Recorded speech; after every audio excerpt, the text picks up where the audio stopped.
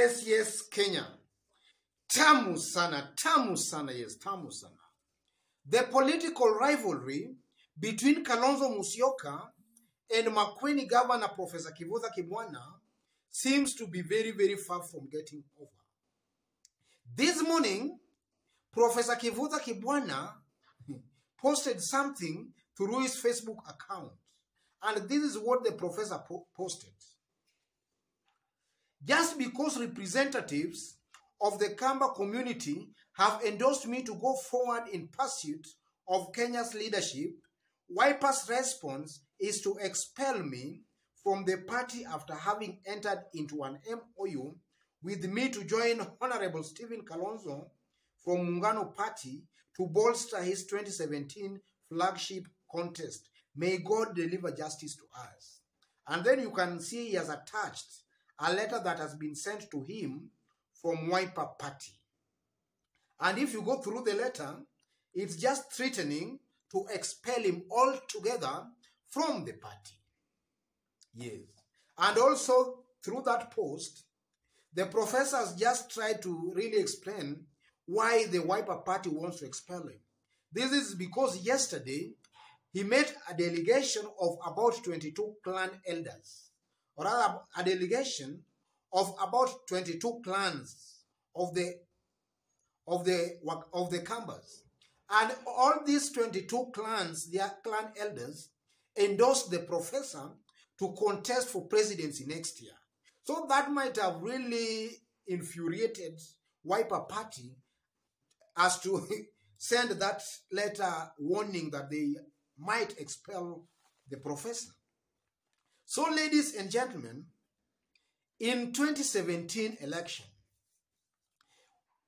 the professor Kivutha Kibwana entered into some kind of an MOU with Wiper Party, in that Wiper Party was not to field a governor in Makueni and that they would support the professor Kivutha Kibwana.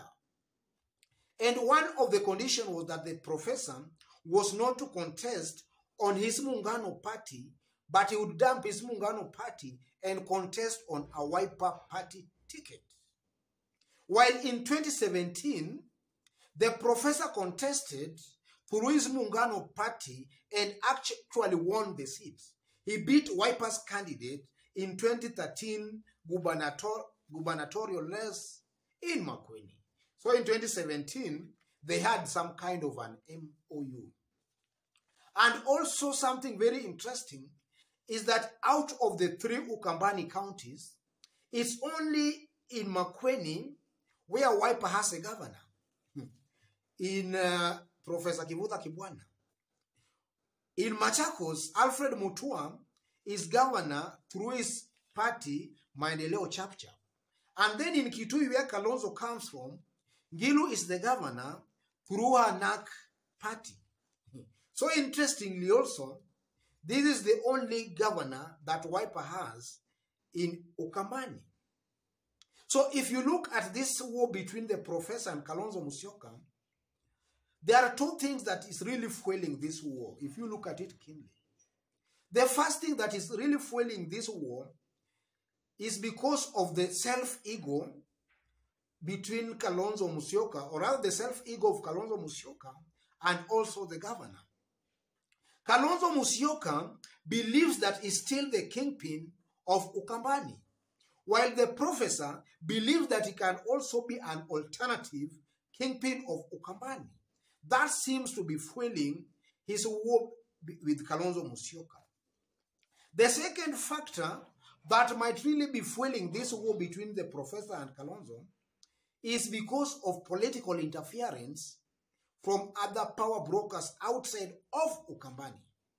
We know that in Kenya, ladies and gentlemen, it's all about coalition building. Other potential presidential candidates outside of Ukambani might be very keen in building some kind of an alliance with Kalonzo Musyoka. But Kalonzo Musyoka might in one way or the other be playing hardball.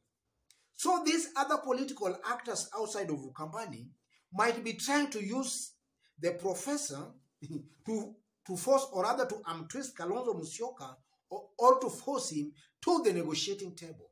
Because if he fails to do that, then maybe the professor will just be invited to the negotiating table. I believe that those are the two factors really fueling this war between Kalonzo and the professor.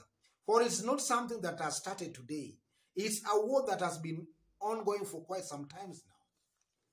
So what are the political endgames of all this friction between Kalonzo Musyoka and Makueni Governor Kivutha Kibwana? If again you look at it keenly, as this war escalates or as it continues, we are going to find Kalonzo being weakened in his Ukambani backyard. Because it's not only the professor who is fighting Kalonzo, but all the three Ukambani governors, they have a bone to chew with Kalonzo Musyoka. They all have their disagreements with Kalonzo Musyoka. Alfred Mutua of Machakos sometimes does not see eye to eye with Kalonzo Musyoka. Also, Kitui Governor Charity Ngilu, sometimes she also does not see eye to eye with Kalonzo Musyoka. Only that sometimes when they meet in the public, they pretend that things are all good. But behind the scenes, these people are really not seeing eye to eye. Things are not as cordial as maybe they portrayed, or rather in public. So that's the first thing. Kalonzo is most likely to be weakened in his Ukambani backyard. Secondly, the war can prompt Kalonzo Musyoka to the negotiating table. Because now, Kalonzo might be told that if you cannot come to the negotiating table, then we can just have maybe the Professor Kivutha Kibwana on the negotiating table. And that has a potential of maybe forcing Kalonzo Musyoka to the negotiating table. And then thirdly, the professor might also come out as a possible Kamba kingpin. As the war between the professor and Kalonzo continues, then there are also a good chunk of Ukambani residents who might also start seeing the professor as an alternative kingpin. Because from where he comes from, it's widely believed that Kivutha Kibwana has done a wonderful job on the ground, and that has really endeared him to a majority of residents there.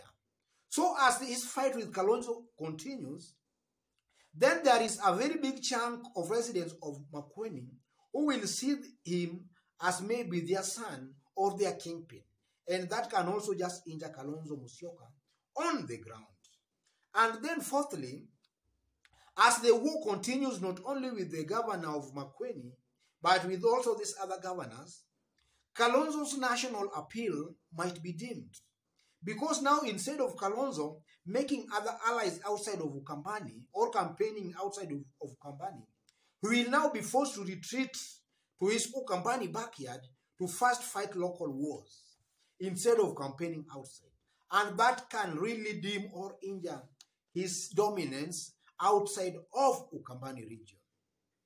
And then fifthly, ladies and gentlemen, if this war continues, then Kalonzo's value on the negotiating table will seriously be reduced. Because now, it will send a perception that Ukambani is not solidly behind Kalonzo Musyoka. It will send a perception that his backyard is divided. And that can really reduce his value on the negotiating table. Because this thing also reminds me of some times back in 2013.